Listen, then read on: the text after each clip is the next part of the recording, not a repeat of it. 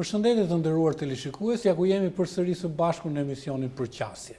Dhe në fakt sot do t'i përqasemi garës presidenciale. Garë e cila padyshim po rezulton mjaft e vështirë për klasën politike. Dhe sigurisht të gjithë ata që njohin në mënyrë të kujdesshme historinë e pluralizmit shqiptar, sigurisht dinë që betejat politike për zgjedhjen e presidentit kanë qenë përgjithsisht të vështira. Përveç betejës parë kur ka kaluar zoti Sali Berisha. Ndërkohë të gjitha tjerat janë verifikuar me negociata të gjata, me debate të gjata publike dhe politike, por përgjithsisht ka patur gjithmonë një zgjidhje.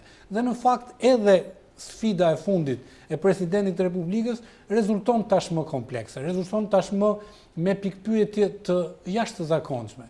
Por do ta zgjidh politika shqiptare këtë sfidë? Sigurisht, nuk ka nga të shmange, por mënyra si do ta zgjidh. Unë kam kënaqësinë t'ju bëj me dije që në një farë mënyre është zgjeruar harta e përfaqësimit të shtresave të ndryshme shoqërore dhe politike për të qenë kandidat apo për të qenë president të Republikës. Pas deklaratës së vetme dhe autokandidimit zyrtar të zotit Fatosnanën, ish kryeministër i Shqipërisë dhe drejtues lider historik i Partisë Socialiste, tashmë ka filluar gara e emrave. Ajo qarkullon në mënyra zyrtare dhe informale. Në fakt, unë sot kam kënaqësinë t'ju bëj me dije që ne do t'i përqasemi një gare tashmë zyrtare.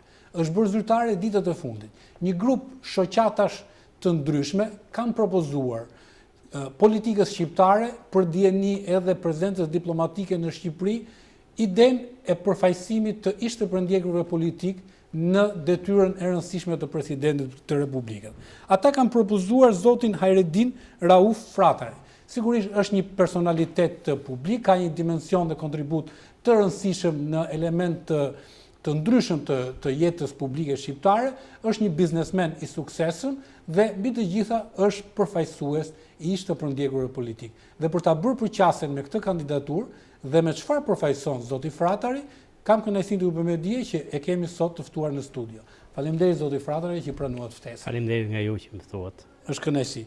Zoti Fratari do ishte me rëndësi për të gjithë ata që sapo e dëgjojnë faktin që ju keni pranuar tashmë ofertën e 30 shoqatave të ndryshme, duke filluar nga shoqata shqiptare e rrëzimit simboleve komuniste, Bashkimi i Sindikatave të Pavarur të Shqipërisë, Qendra Shqiptare e Riabilitimit të Traumës dhe Torturës, shoqata ish përndjekurve politik, Osman Kazazi dhe kështu me radhë, të cilat i kanë çuar një shkresë zyrtare, profesor doktor Sali Berisha, zotit Edi Rama, ambasadorit të Shteteve Bashkuara të Amerikës, zotit Aleksandr Arvizu, ambasadorit të prezencës së Komisionit Evropian në Shqipëri, zotit Ettore Sekuj, ambasadorit të prezencës së OSBE-s në Tiranë, zotit Eugen Wolfart, ambasadores të Danimarkës Ann Kjers Jensen dhe kryetarëve të partive parlamentare, pra LSI, Republikane, PDU dhe PR, në mos gaboj. Atëherë mund të themi kush është zoti Fratari, tashmë kandidat për të qenë president i Republikës. Shkurtimisht, unë rrjedh nga një familje patriote që ka luftuar gjatë gjithë kohës për Shqipërinë, duke filluar qysh kohën e otomanëve, mos me kalu te 4 gjyshi, po e filloi me gjyshin. Familje tradicionalisht patriotike. Kanë qenë të dyja familjet, si nga nëna, si nga babaja, familje që gjën e parë jepshin arsimit dhe pastaj ishte patriotizmi, të arsimoshin për të shërbyer këtij vendi. Gjyshi tim Hajredin Fratari, mbasi mbaroi shkollën e lartë në Stamboll, u martua me mbesën e Frashërit dhe ajo kishte mbaruar Robert Kolezhin në Stamboll, dhe erdhi me një herë në Shqipëri. Pra u kthye në të bëj çmos për të ashtu. Në 1906 hapi shkollën e parë shqipe në shtëpinë e tij në Fratar. Natyrisht ishin ato reprezaljet, të cilët mas 6 muajsh erdhën. Pastaj ka qenë në ngritjen e flamurit në Vlorë, aty, dhe në 1915 u ekzekutua nga rebelët, me qenë si që personalitet, u kap në Berat bashkë me Ismail Klosin edhe Baki Gjebren dhe i ekzekutuan. Është dëshmori kombit, dëshmori kombit në Kodë Zogut, dëshmori kombit është në 1962-shin me 50 vjetorin dhe tash është në kohën e kur ishte presidenti Aleksandr Mojsiu, ka marrë medaljen e artë të Shqiponjës, është dhe dëshmoria të dheut. Pra një familje me kontribute historike në çështjen shqiptare. Kjo ishte nga njëra gjyshi. Gjyshi tjetër, se unë jam përzier, jam mallakastriot dhe kosovar. Gjyshi tjetër, Avni Gjelani dhe ky mbaroi universitetin. Pra në farë mënyrë jeni dhe një simbol i kombit, jo vetëm protagonizëm i politikës në Shqipëri. Tregoj edhe me punën time për bashkimin e këtyre vendeve. Dhe gjyshi tim mbasi mbaroi universitetin atje, erdhi u kthye më një herë në Prishtinë. Ka qenë mik i ngushtë i Hasan Prishtinës, njëkohësisht Hasan Prishtina ishte edhe nuni i Daestem. Ka qenë një njeri që luftoi mjaft për pavarësinë e Shqipërisë, një njeri i dënuar 3 herë, një herë nga Turqia, kur ishte në Prishtinë, pastaj nga serbët dhe pastaj nga Zogu. Ka qenë në vitin 1921-24 ka qenë deputet i Kosovës, deputet që u zgjodhe në Kukës për Kosovën, përfaqësues i Kosovës, dhe në 24-ën si fanolist iku. Masi ndeti ca kohë jashtë, e kuptoj që ishte kjo lëvizje dhe nuk u morë me politikë. Nuk u morë me. Ndërkohë tash do ishte me interes për televizionistin të flasim për Ajredin Fratarin, i biri, në mos gaboj. Apo Nipi. Unë jam Nipi. Nipi. Babai tim ju mbani emrin e gjyshit tuaj. Ne kështu kemi traditë. Po. Babai tim mbaroi shkollën e lartë, mbaroi shkollën e mesme në modën, shkollën e lartë në Rom, për usharak, ka qenë major në kohën e Zogut. Në kohën e Italisë dogji flamuron italian, u dënua, po ishin gjithmonë ato rrethanat familjare që kishim lidhje kështu dhe u lirua. Formoi batalionin e parë që quhet Çeta Mallakasës, atëherë quhesh Ajredin Fratari në Mallakasër. Ju doi shtëpia nga italianët, bëri disa beteja. Ka qenë përfaqësuesi i ballit në Mukje, ato 10 vetët që ishin përfaqësues, dhe për mendimin tim dhe të mjaft historianëve është Mukje ka qenë si thua ajo që mund të ndryshonte historinë. Mukje ishte mjaft i rëndësishëm. Mjaft të madh të bashkimit kombit. U prisht me një herë dhe mas Mukjes filloi varrasja. Këto që quhet luftë nacionale shqiptare ishte luftë si luftë civile. Okej, atëherë unë dua të flasim për Ajredin Fratarin si kandidat për president. Sigurisht tashmë ju keni pranuar ofertën, i është shkruar atyre që në një farë mënyrë kanë, po themi, kompetencën ligjore dhe politike për ta bërë një gjë të tillë. Juve ju cilësojnë si përfaqësues të shtresës sociale dhe politike të ish-përndjekurve politik. A mund të na flisni ju vetë, përsa unë jam i para informuar, keni bërë vite burg. A mund të na flisni për këtë eksperiencë, cilat qenë akuzat dhe sigurisht një refleksion për ato vite që duhet të kenë qenë padyshim të vite vuajtjesh. Është ca e vështirë ta përshkruash ta tregjim aty. Një ditë të bukur kur u mor vesh që sigurimi i shtetit kishte plagosur rënd dhe vdiq i mat në New Jersey, se babai tim ka qenë në Shtetet Amerikanë. Në aty më vinë më arrestojnë me akuzën të pastër, më thonë, ytat ka qenë dënuar me pushkatim si kundërshtar i regjimit. Tashi do dënohesh ti me pushkatim të pagosh për të ytat, me urdhë të kryeministit që ishte atëhershëm. Aty. Vazhdoi një hetuesi intensive 13 muaj në një biruz që kur po shifsha para ca ditësh Alcatrazin, më duket që është Alcatrazi ka shi burgjeve tona. Dhe mas 13 muajsh, me qenë se nuk arritën dot formosh një akuzë, formuan një akuzë absurde, 15 vjet u dënova për sabotim dhe 10 vjet agitacion në propagandë. Ju keni bërë 8 vjet burg, mos gaboj? 8 vjet burg, me qenë se vdiq Mehmeti, vdiq Enveri, dosja ishin 1200 safaqe të pastra, kisha pranuar asgjë të firmosha, se natyrisht ishin torturat, po mund t'i rezistoje po të doje. Dhe u lirova në 87-ën. Edhe kjo e lirimit ka qenë pak një ashtu, një bast ndërmjet Hekuran Isaj dhe Ramiz Alis. Bast për çfarë? Hekuran Isaj i kërkonte të bënte një kompleks futbolli, Dinamon, kompleksin Dinamo. Ramiz Alia thonte që për të bërë këtë do duhen 10 vjet. Natyrisht kishte një specialist, që ishte ai antar kandidat i byros politike, antar i byros politike Bekteshi, inxhinier ndërtimi ai, dhe ai kishte thënë kështu duhen. Dhe një ditë e bukur më marrin nga burg, më bin këtu te kompleksi të liçeni, ishem mbledh gjithë byroja politike, më hoqën prangat, më thotë në kuranin e saj, thotë du të bëjmë një kompleks, ky është projekti. Për sa kohë bëhet? I tha shumë për 8 muaj. 8 muaj, tha. Shiko, tha, nëse ti e bën për 8 muaj, tha, ditën që ke plotësuar, tha, ti je liru nga burgu. Pra nuk ishte ligj, por kishte maliq në atë, sigurisht. Sigurisht, një eksperiencë padyshim që edhe mund të studiohet për çfarë dhe si funksionon se sistemi. Po unë para se të kalojmë në kontributet tuaja me ardhin e pluralizmit, cilat janë të shumta përsa jam informuar, mua do më interesonte tashmë si kandidat për president republike një opinion i qartë i juaj në raport me po themi relacionet dhe respektin që ka demonstruar shteti shqiptar demokratik karshi klasës tuaj, karshi ishte përndjekurve politik. Si e gjykoni ju atë?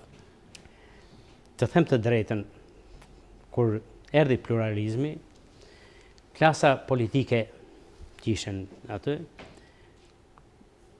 jo vetëm që i respektoi, po dha mjaft për të persekutuarit. Me aq sa ishte një shtet shumë i varfër. Dha statusin të persekutuarit, u mundua në shumë marrëveshje, sidomos marrëveshja e fundit që u bën ndërmjet Leka Meksit, kryeministit, dhe Osman Kazazci, kryetarit të persekutuarve, kishte shumë mundësi që ne të bëjshim shtëpia, na jepësh toka falas, na jepshin kredi, gjithë këto tjerat. Pra lehtësira. Lehtësira. Po natyrisht mentaliteti shumë persekutuarve ishte për një kiosk të vogël, për një dyqan, se pan ato privatizimet që u bën. Atëherë parlamenti demokratishte kishte 32 deputet të ish pronar dhe ish persekutuar. Mendimi tim është që ne të persekutuarit nuk kërkom ish persekutuarit, pa me e drejtë, nuk përfituam shumë nga gabimi tonë. Sepse sigurimi shtetit veproi dhe atje. U fut bënde përçarjen. Dhe në këtë mes i çorientoi, jo të sa me pako, jo të sa me gjëra të tilla. Kur e pash atë situatë, u largova nga ajo, i folë edhe mjaft shokëve të miqë. Ne na duhet tjetër. Ne nuk duam, ne na duhet dinjiteti dhe nuk duam pushtetin politik, po duhet të ngranohemi. U bë një çorientim i tillë që edhe kryetari i shoqatës, Ramet Pasio, Kazazi, po tjerët ju bën, shifshin mos meshin në një kiosk. Tu ishin ato të gjitha. Bile si ju them një shembull kështu. Një ditë më vin te klubi poshtë, kisha zyrën, se unë futa punës, sa isha martuar, kisha fëmijë të vejl, duhesh puna e dija që me atë të çaja, më vin një grup i madh. Dhe më thonë, çfarë do bëjmë me letrat me vlerë? Ishte një vlerë rreth 1 miliard e 200 milion dollar letra me vlerë që na kishte dhënë shteti. I them, shikoj, ka 2 variante shumë të mira, të cilat jo se i di unë, po ai kryeministri tonë që unë e kam edhe shok, edhe shumë dashamirës, e kam Meksin, ka pas shok rinie, më thanë që privatizojmë, unë ju rekomandoj të privatizojmë vahun e Dejes. Është i sigurt, jo 100 vjet, po të shkojë edhe 200 vjetëse. Nuk mbushet shumë, se zakonisht hidrocentralet 100 vjet shkojnë, dhe pastaj mbushen me aluvione. Ose privatizojmë Alp Telekomin. Mirë më thanë, po, ju të them prapë për mentalitet, mirë më thanë, po ne s'dim të menaxhojmë, do të jemi shumë. Kjo është gjë shumë e kollajshme. Marrim një menaxher nga Italia, meqense kisha shumë lidhje në atë kohë me Italinë, i pagojmë një rrogë atij një $5.000 në muaj, i japim ca kuota, $5.000, më thanë, natyrisht to mezi mbushin barkun. Po di që do jetojnë, jo ne, fëmijët tanë dhe fëmijët e fëmijëve tanë do jetojnë me ato që të marrin, nuk pranon. Ishin insistojnë me ato që të meshin ato kioska e gjëra të vogla kështu. Kështu që një pjesë e mirë këtyre letrave me vlerë që atëherë kishin tamam vlerë aty. Kush bëri privatizime, kush i shfrytëzoi, më vonë pastaj. Drejt, doja edhe një mendim për ngjarjet e fundit të cilat kanë protagonist, po themi persona të caktuar të ish përndjekurve politik, të cilët deri diku kanë ushtruar dhe dhun, karshi ish prokurorit, karshi një deputetit caktuar për shkak të lidhjeve familjare. Si do të gjykonit një ngjarje të tillë? Në analizë të plotë dëshiroj. Mund t'ju them një gjë. Po të shikoni në gjithë rrethin e ish demokracive, ish persekutorit shqiptar ishin më tolerantët. Ato menduan, dolëm tashi, t'i hedhim pas... Nuk ka patur hakmarrjen. Nuk ka pas hakmarrje. T'i hedhim bas ato, të shkojmë vetëm përpara. Dhe nuk pat asnjë rast, siç ishin Bullgariqen mes të bulevardit vritshim me këto thikat me susta me këto. Pat disa raste të tilla, vritshim prokurore, hetues, këtu s'pat asnjë gjë të tillë aty. Unë kam pas rastin të jem përballë me një që më ka torturuar bashkë me një shokun tem aty dhe kisha dhe një qenë shumë të egër, atëherë ishte 97 mas 97, dhe i thash, lejta gjë nga Perëndia, s'na duhet thash. Ai u friksuar shumë. Ju referuat të drejtës së përteme, pra. Është një gjë që të gjithë persekutorët kanë qenë mjaft tolerantë. Kjo është që mund të përcaktoj. Po, në fakt, zoti Fratari, mua do më interesonte për shkak se kam bërë disa emisione me përfaqësues të ish-përndjekurve politik në raport me ndjesën që duhet kërkojë shoqëria, pavarësisht mungesës mentalitetit të dur të klasës tuaj politike, por shteti me instrumentat e tij kapilar ka detyrimin t'i demonstroj respekt për shkak të vuajtjeve, cilat kanë qenë pa merituar në farë mënyrë. Ju, përgjithsisht ata që kanë qenë realisht të përsekutuar politik, kanë tentuar, kanë ndëruar, kanë menduar se nuk kanë bërë më shumë dot. Kemi një shoqëri demokratike në Shqipëri, cilën po egzojmë sot në rrugën e saj të zhvillimit. Fakti që ish veteranët shpërblehen me ligj dhe me monedhë, fakti që ish të përsekutuarit politik, pavarësisht shpërblimeve të caktuara që ju i referuat në mënyrë krejt konkrete dhe korekte me ardhin e demokracisë, me letrat me vlerë, po në momentin e sotëm, kur dikush kërkon ndjes me një libër artistik, ka shi një miku ti cilin e ka denoncuar, dhe në fakt mbaron ndjesa aty. Libri shitet, fitohet para, dhe ndoshta personi nuk jeton më, ka vdekur në burg. Si do ta gjykonit një? Është pa komplekse kjo. Tashi, po të shifni janë formuar rreth 8 shoqata persekutorish. Unë vazhdon prap një dorë. Si 70 sa parti politike. 70 sa parti politike. Dhe ishim në një drek vakije, në aty e diskutum me disa nga këto. Sepse tash Partia Socialiste ka dalë dhe ajo mjaft tolerante, ka shit persekutorë, se vim votat e 2013-ës. Normal. Dhe është gjë e mirë që të dy partit duan të bëjnë për të persekutorit.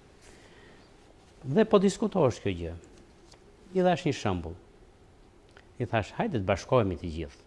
Ne jemi forca më e madhe që mund të bëhet në Shqipëri, familjet e ish persekutorëve dhe ish pronarëve. Dy këto klasa të cilat nuk e kanë marrë tamam as shpërblimin, po as t'i kërkohesh ndjes të drejtat e tyre. U mjaftua me ato shkollat që u dhanë persekutorë, u mjaftuan me këto shtëpiat e këto gjërat që u rregulluan. Ka akoma një klasë të tërë persekutuar që vuajnë për bukën e gojës aty, mezi presin këtë dëm shpërblimin e dytë që duhet të jepësh para 2 vjetësh. Dhe një nga arsyet që dhe unë pranova ishin që t'i shërbej kësaj klasës time për të marrë të drejtat që i takon. Pra, në një farë mënyrë ju mendoni se duke qenë presidenti i Republikës, sigurisht do jepni edhe kontributin tuaj për të dhënë më shumë dinjitet atyre. Kjo është kryesorja që. Kjo është një nga motivimet e brendshme më të thella. Por sa gjykoni janë gjasat për që të ndodhë një gjë e tillë? Përpara kësaj do të dëshiroja që të bënin për publikun e gjerë një prezantim të aktivitetit tuaj me ardhin e demokracisë. Ju tashmë jeni një biznesmen i suksesshëm, keni marrë përgjegjësi të saktuara shoqërore në disa organizma të rëndësishëm. Ju lutem, në mënyrë sa më telegrafike, një prezantim të këtyre viteve dhe jetës tuaj publike. Masi kaloja fortuna e rrëzimit të diktaturës. Po ju cilësoni si një nga kontribuesve. Janë shumë gjëra që sharake që kur i kujtojmë tash në atë. Dhe mbasi asaj, unë pash një gjë. Më interesonte se formova familje, arrita të formoj familje, kisha nënën që kishe vuajtur shumë, dhe më interesonte puna. Fatmirësisht kisha zanatin e ndërtimit. Ju jeni inxhinier ndërtimi. Inxhinier ndërtimi. Dhe edhe këtë kam marrë natën, jo ditën. Ma kanë pas ndaluar. Unë kam pas dalë shkëlqyeshme i vetëm në Tiranë, 1960 që duhet merresha me Daljari. nuk e morë medaljen e arit që mos merrte vesh kryeministri këto gjëra, më doli shkolla. Mas një dite lajmëruan kryeministrin me urdhët e tij u fshi ajo. E shkollës, biles pat një incident të tillë se insistova, siç i kishim të rinj atëherë dhe një nga ato që më doli sekretarët e Enver Hoxhës, më djalë tha. Edhe kaq shumë ke bërë tha, qysh tash tha, do shkosh në Berat tha, sepse s'duhet rrish në Tiranë ti, biri filanit. Dhe mos i bjerë, ishte buri mirë, mos i bjerë murit me kokë. I thash, nuk i bie murit me kokë, thash. O të çaj kokën, o të çaj murin, thash. Unë shkon ta vazhdoj. Dhe kështu vazhdova natën. Duke ardhur nga Berati. Ju komplimentoj për një gjë të tillë. Pastaj, ju futa punës. Isha ndërmarrja e parë e ndërtimit tu. Kishe nevojë shumë për ndërtime. Aq sa nuk arrija dot. Zakonisht puna vente rreth 20 orë në ditët. Atë të tregoj një incident, një ashtu, episod vogël. Kur vija, vajza i kisha të vogël, vija atje vajza më herë mundohesh të mbinte tutat që mos rrihet, edhe kur vjen në shtëpi, haja punë çerekore bukshë, shkoj pranë punë, të mbinte tutat, të rrija gjysmore me te. Dhe puna më heci. Heci është një ndërmarrje mjaft e fuqishme që ndërton këtu në Shqipëri, ndërton në Itali, edhe në tash të hapet në Kosovë. Kanë tjerën pres marrëdhënie tash të hapet në Kosovë. Nga familja e nënës, mos gaboj. Natyrisht kam njerëz të mi atje në Kosovë. Ndërkohë që po merresha mjaft me punë, aty jam marrë gjithmonë edhe me politikë. Më kanë kandiduar 2 herë për deputet. Në 2001, në 97-ën më thanë që duhet të shkoja të ishin prezent dhe megjithse bandet e Tepelenës e kishin mbyllur kufirin atje, unë i thash do vi deri në Kras, bëjmë atje një mbledhje dhe ashtu. E panë që dhe ne ishim të armatosur, gjithë bëm mbledhjen në Kras, bëm paraqitjen e kandidatit, atëherë isha unë edhe u kthem. Nga cila parti jeni kandiduar? Nga Partia Demokratike. Demokratike. Në 2001 kishte ndruar zona e kandidimit, ishte një pjesë e Tepelenës, Vjosa e këtej, dhe një pjesë e Beratit. Aty dola në balotazh. Por aty në balotazh në numërimi i votave u bë krejt ndryshe, u rrethua qendra e numërimit të votave me 3 gardë policësh dhe natyrisht fitoi kundërshtar që ishte i Partisë Socialiste. Më thanë prapë në 2005 ishte tamam Mallakastër. Unë jam nga Mallakastra, aty isha me Partinë Republikane, sepse kryeministri më tha, Hajdin tha, Kasiot Islami është 6.000 sa vota para. Kurse me këtë me proporcionali merë. Fitova 4.000 sa vota, pastaj si u bën punët, nuk u futa më asaj pune. Kam dhënë kontribut në fillim, kontributi tim në fillim që ishte për institucionet fetare. Sa po kisha filluar punë. Dhe them që kam marrë një bekim të madh nga ato. Çfarë keni bërë për në favor të komunitetit Kur fetare? miku im i Burgut, Patër Zefi, mori kishën aty te Gjimnazi Partizani, më kërkoi të bëja rekonstruksionin, kishte qenë shtëpi Atzef Plumbi. Ajo kishte qenë shtëpi pionieri, po ishte shkatruar. Kështu i fillova ta ndihmoj. Fillimi mbar gjysmë punës. Po. Por mbas 2 javësh, se unë jam Bektashi. Mori kryejyshata, mori Selin atje. Dhe fillova atëherë. Dhe vura re një gjë, dash njerëzit ta besojnë, dash mos besojnë. 5 lekë kisha atje, 500 lekë punë dilte në anë tjetër, 100 fishin aty. Domethënë, kur kam filluar punë, unë kam filluar me 4 karroca, sa që duhet bëja 10.000 lekë të vjetra, rrogën e kisha 8.500 atëherë, që dilsha privat.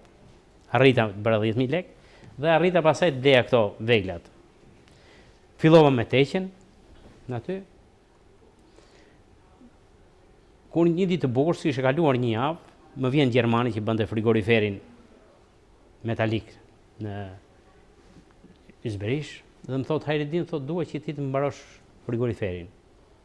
I thash, në aty, se fliste edhe kjo anglisht, se Gjermanët në atë kohë pak ishin që fliste anglisht. Niman i thash, 4 karroca kam, je privat më tha. Do bëjmë një kontratë që në qoftë se ti tha nuk arrin të më mbarosh, atëherë kur duhesh tha, ti do të vrasësh veten. Të nesër më bjen kontratën. Po, të nesër më bjen kontratën. Kërkonte të mbaroja për 9 muaj atë pjesë që kishin ngelur. Atë kishin disa vite që punojshin 3 ndërmarrjet më të fuqishme të Shqipërisë. Po, meqense ishte shturur puna, ky ankohesh për drejtorin e hiqin andaj e bishin ministri drejtorie. Siç ndodhi. Kishin ngelur edhe një rreth $100,000 punime. Pash kontratën më jepte $30,000. $30,000 në atë kohë bleva kamiona të rija, gjithë gjërat e kështu. Po thonte kështu kontratën, nëse nuk marrohesh me 31 dhjetor, për çdo ditë do pagoje $5,000. Pra risku ishte shumë i madh. Ju ja dolit me sa. Kjo ishte një gjë që si thua tamam ma dha kisha dhe kryegjyshata këtë, bekimi i tyre atë punë. Natyrisht atë punë jo për 9 muaj. Unë e mbarova për 6 muaj, se pa ato punëtorë ishin, po natyrisht tash ishte shpërblimi që ishte. Po sot sa të punësuar keni, zoti Frana? Tash un kam 100 punësuar, kam ndryshuar, kam arritur deri në 600 punësuar në 96. Sipas punëve dhe projekteve. Jo, edhe projektet, se un në kohën që Rama bë kryetar bashkie mu pezullua, s'ka marrë asnjë ndërtim brenda në Tiranë. Për arsye politike? Nuk e di.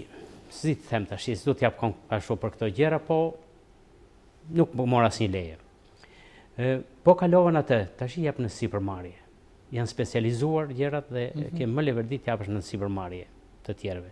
Që edhe ai të fitojë diçka më shumë, ta mbaron me kualitet edhe je më i lirë. Kështu që gjatë kësaj kohe punova mjaft në kryegjyshat. Jeni presidenti Konfindustrisë, më gaboj, jeni me shoqatën antari i Këshillit të Shoqatës së Atlantikut. Po, shoqatën shqiptare të rrëzimit simboleve komuniste, pra keni aktivitete dhe kontribute edhe publike. Tash le të kalojmë ke sfida, e cila nuk është e thjeshtë. Kur në garë tashmë është ish kryeministri, një person politik me pushtet të caktuar, kur në krahun tjetër flitet për kryetaren e parlamentit, një personalitet me pushtet të rëndësishëm, dhe sigurisht po themi për lojë të fuqishme partijake për të patur presidentin e ardhshëm të Republikës. Ju, në marrëdhënie që keni krijuar dhe do krijoni, me cilën nga partitë do ta bëni kontaktin e parë real? Partinë Demokratike. Pra me zotin Berisha. Me zotin Berisha.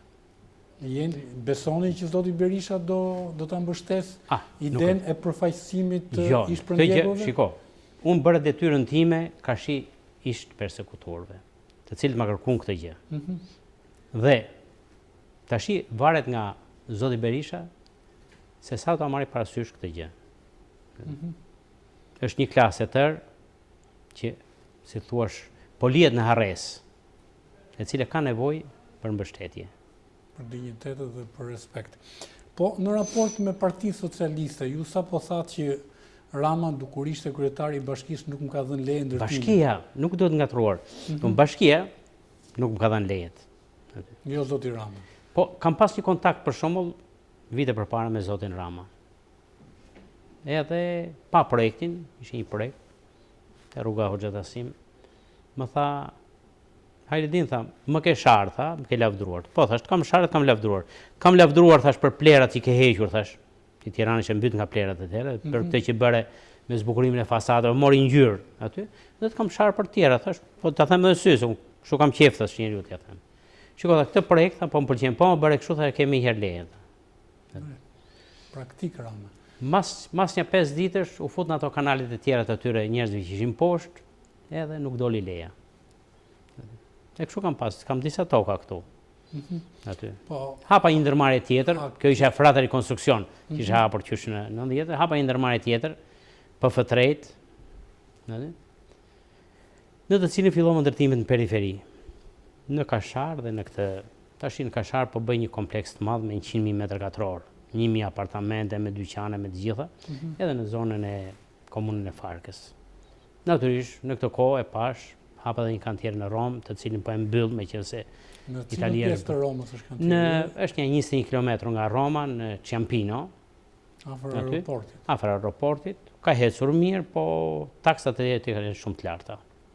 Këtë normal. Domethënë, një njeri që punon në Shqipëri duhet kuptojë që jemi vendi me taksat më të ulta në botë. Unë kam parë. Duhet besuar Berisha kur thotë këtë. Unë kam parë shumë vende për të bërë investimet. Kam qenë në Bullgari për investime, kam qenë në Kroaci. Biles në Kroaci më ndodhi një fenomen që ja kam thënë dhe shqiptarëve që kanë toka.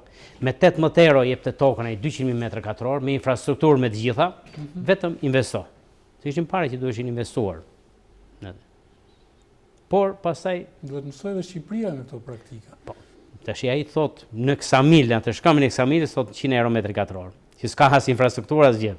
Aty. Ja, pavarësisht taksave të ulta, Jo, shqiptar ka probleme. Rasti shqiptar ka probleme. 50 vjet u tha, Shqipëria është një mrekulli, gjithë duan Shqipërinë, gjithë po lakmojnë Shqipërinë, atë edhe u formu kjo ide te njerëzit. Atë. Po më sa duket nuk Unë mendoj biles s'ka lidhje me këtë, po kur të bëj bumin Basha me dhënien leje të ndërtimit, aty njerëzit do kenë mundësi të ndërtojnë. Do ketë vende pune, do ketë edhe sigurisht qarkullim paraje. Në strategjinë tuaj, zoti Fratari, për të bindur forcat politike, se duam s'duam, për shkak edhe të kushtetutës, ju duhet të aprovojni në parlament. Cila do jetë, ju thatë Partia Demokratike, po në linjën protokollare mund të ketë edhe mënyra të tjera, cila është strategjia juaj për komunikimin në partitë politike? Nëpërmjet shoqatave apo drejt për drejtë? E para janë shoqatat që je kanë çuar të gjithëve materialin, për t'i parë. Janë apo s'janë dakord në ty. Kjo është testi i parë që i bëhet. Pastaj, do shikohet me koalicioni që ka Partia Demokratike. Pra, po i duhet, sipas edhe kërkesave të ndërkombëtarëve, duhet konsensual. Brenda koalicionit Partisë Demokratike nuk quhesh konsensual. Ju thash, në qoftë se do vinte puna me gjithë njofit që kam, se u bëm 20 sa vjet tash, them që një pjesë e mirë e socialistëve mund të votojnë. Do votojnë.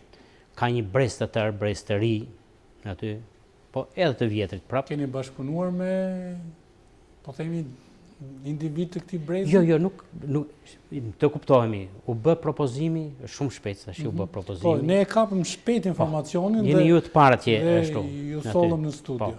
Ky propozim, përsekutuar pa më pyetur mua, para 3 javësh e nxorën te ai emisioni që jepet ditënte te koha jonë.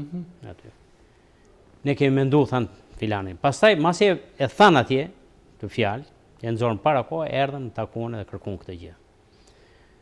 Ky bëhet një propozim partive politike që ta shikojnë për president konsensual. Në qoftë se duan një njeri, një president që të jetë shumë korrekt, aty, një president që të jetë 1000% i ndershëm, aty, që të punojë për këtë vend, aty. Ta shikojnë e kanë. Pa ju jeni i bindur? Ka një gjë, ju them që sepse gjatë këtyre viteve pam shumë gjëra. Aty, për shembull, në 97-ën në një diskutim që ishim mjaft nga këto, tha njëri, tha, Shqipërisë i duhet në ato rrëmuj dhe më, i duhet një njeri i pasur, tha, si kryeministër. Më vonë, po ky person, tha, gabova, tha, me atë fjalë që thash, tha. Sepse, ai që ka bërë pasuri, tha, në mënyrë pa ndershme, tha, lakmoka më shumë, tha. Po çfarë, i tham, prapë në këtë grumbë, ishte, duhet mbiemri. Duhet jenë familje me mbiemër. Familje me tradit, pra. Familje me tradit, që tjetri mos të ketë parasysh që ka filan mbiemër dhe mos të abuzoj me mbiemrin e tij. Qa opinioni keni për ekzekutivin e zotit Topin në president? Si u duket performanca e zotit Topi si presidenti i Republikës? Ju them të drejtën, nuk mund të bëj një kritik në aty, në ashtu. Unë kam një vërejtje për zotin Topi, se sa doj zotit tjesh, janë këshilltarët. Këshilltarët nuk i ka pasur të zoti. Në shumë gjëra, në zgjedhjen. Ju keni njëre të stafeve presidenciale, mos gabojmë. Dhe ndaj keni edhe informacionin e duhur për që mund t'i referojni edhe stafeve. Okej, unë e gjykoj të rëndësishëm rolin e presidentit, pavarësisht se pushteti i tij edhe për shkak të vullnetit politik është keq dimensionuar. Ju çfarë opinion keni për kompetencat që jep kushtetuta presidentit? Në qoftë se presidenti zbaton kushtetuesën, aty ka shumë kompetenca. Aq më shumë në ditët e sotshme, kur flasim, Shqipëria ka arritur mjaft lart në të gjithë anët. Dhe vetëm gjë që e lëm mbrapa thon korrupsioni. po të shohim tabelën e korrupsionit, prapë ngelimi shumë brapa. Po, sistemi gjyqësor. Ne arritëm në internet, të jemi nga vendet e para, në një kohë shumë të shkurtër. A nuk mundem edhe në korrupsion, ta zhdukim korrupsionin? Për mendimin tim, zhduket shumë kollaj korrupsioni. Cila do ishte strategjia juaj si president për zhdukja, për mua të paktën është e pariqme, po për ridimensionimin e korrupsionit? Zhdukjet e komplet, ashtu është, e pariqme, zhdukja e komplet. Por ta shtrëngosh në një mënyrë të tillë që mos të dëmtoj, atë, është gjë shumë e kollajt. Po të zgjedhësh njerëz të japësh kompetencat që ja ka dhënë kushtetuta atyre njerëzve. Të zgjedhësh njerëz të pa korruptuar në prokurori, në gjykata, gjykatës pa korruptuar, aty. Po bëre gjykatat që të jenë të ndershme dhe prokurorin ka arritur gjën më të madhe. Është e mundur kjo në rastin shqiptar, thoni ju? Unë them që është e mundur. Për mua është e mundur sepse unë gjatë tyre 20 sa vjetëve kam njohur shumë gjyqtar, i di kush janë të ndershëm, kush janë të korruptuar, kam njohur shumë avokatër në aty që u bën miliarder në kohën e 97-s, duke liruar kriminalët për 2-3 ditë, merrshin milionat. Kam njohur mjaft prokuror, kështu që di se si zgjidhet kjo gjë. Pastaj ne kemi edhe një eksperiencë të kaluar në aty.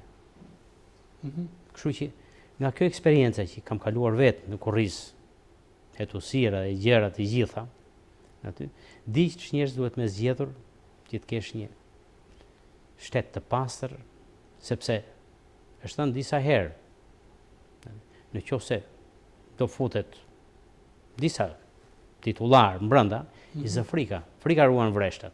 Drejt, pra fryma që duhet ndërtuar. Do ishte me interes të dinim të gjithë ata që po na ndjekin tashi, të dinim, po themi, platformën e kandidaturës tuaj. Ju keni menduar të komunikoni me publikun drejt për drejt, apo keni menduar të komunikoni me politikën drejt për drejt? Cilat ne sapo e tham që ju jeni në hapat e para të kësaj gare, jeni në hapat e para të kësaj iniciative politike. Cila do t'jetë mënyra më e mirë që keni gjykuar për të komunikuar dhe për të bindur faktorët? Ju tha zotin Berisha, zotin Rama nuk e paragjykuat, pra jeni e hapur dhe në komunikim me të. Se paragjykuat se zoti Rama ka kohët e fundit dhe ka deklaruar që ne do bëjmë mjaft për të persekutuarit. Tash është udhëheqësi një partisë më të madhe. Po, në pozitare. tavolina dhe ti për qeverisën e ardhshme e thot këtë gjë. E thot të gjë dhe për pronarët, po e ngren më të madhe që të bëjmë. Ju i besoni që mund ta bëj Partia Socialiste gjë të tillë? Tash zoti Rama edhe mund ta bëj. Për shembull, para ca vjetësh Majko ka thënë një fjalë. Që është? Ne tha i futëm i dënuam me pushkatim baballarët, kështu që ne nuk i japim dëmshpërblim këtyre. I shpëtoi, siç është pak i lehtë. Por ky e ka dorë që ta bëjë gjë të tillë. Dhe ju besoni që e bën pra në një farë mënyrë? E ka në dorë. Se në fakt ligji i pronës, për sa unë e njoh rajonin, rasti shqiptar është më i komplikuar.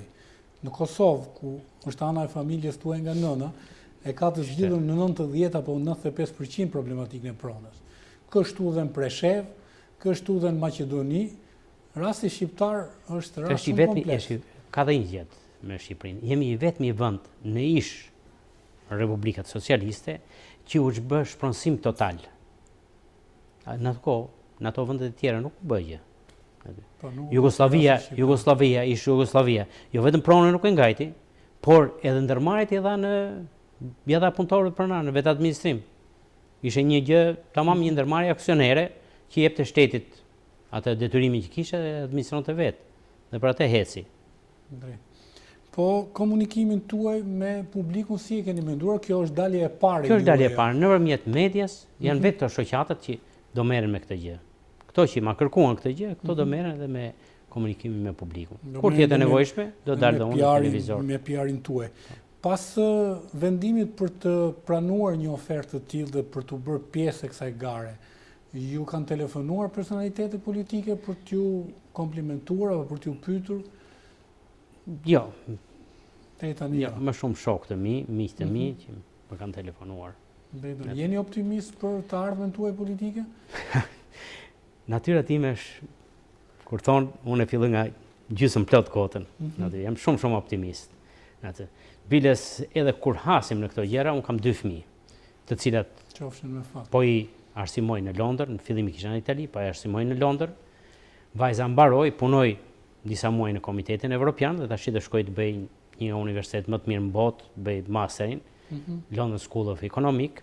Djali mbaron vitin tjetër, këtë është vit 2 tash, mbaron vitin tjetër dhe ushqimi që është bërë këtyre, është bërë si Shqipëria nuk ka vend në botë. Dhe ato, I keni edukuar me dhe ato sa kanë ndonjë ditë pushimi, hypin avionin, vinë ta kalojnë këtu. Atë. Biles, Londra është një nga qytetet më të bukura. Për mua, mbas Romës, Londra vjen e dyta. Besoj që është për mua, për specifikën e saj është dhe më e bukur se sa Roma. Për mua është Roma, aty ka shumë histori e Roma. Po, histori. Duhet 100 vjet për ta vizituar Romën aty. Padysh është një Aty, muze gigant. Por çfarë bëj? Edhe me fëmijët që shkuriqova të vegjël, se 15 vjeç që kam çuar atje. Nuk i thoje, masi çoje për tashu. Nuk i thoje për ante mira. I çka kështu po i thoje, shi sa vend i keq është. Shi të ftohet. Ku ka si me konceptin që balte është më ëmbër se mjaft. Ku ka si dielli, dhe ato ju bë kjo gjë. Dhe kur vjen puna, o shpëtum nga Londra. Të vim këtu të shohin diell aty. Vajza desh shkonte në Amerikë në fillim, se ka dhe njerëz në Amerikë kështu, babai qytetar amerikan. Unë për të mos pa pas asnjë lidhje me Amerikën, them drejtën sepse ka një gjë të keqe ajo Amerika. Po shkove të mban atje. Çu i ka mbajtur të gjithë. Rini i ka shkuar dhe një shtëpi që ishte e babait që ka të ndisur ashtu. Po gjithsesi. Dhe ata i thash më thot nëna kur shkoi të merrte eshtat e babait. Ç'ta bëjmë? Sa kushtoni thash? Më thanë ja $40,000. Fali atij shokut vet thash që u mor me të thash, edhe Barrosi. Aty s'do të kem asnjë lidhje me Amerikën. Interesante. Aty.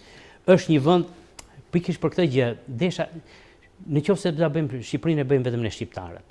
Unë shpesh herë edhe them kur vinin investitorët e huaj. Po Faik Oniza ka pasur e keqja e Shqipërisë janë vetë shqiptarët, kjo është e keqja aty. Ju besoni që kemi ndryshuar ne shqiptarët? Po them që kemi ndryshuar. Them që kemi ndryshuar.